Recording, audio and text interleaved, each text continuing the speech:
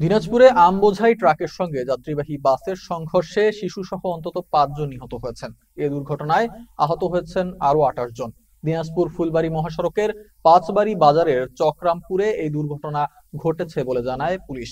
ভোর 6টার দিকে নাবিল পরিবহনের একটি বাস ঠাকুরগাঁয়ের রানী সংকৈলের দিকে যাচ্ছিল।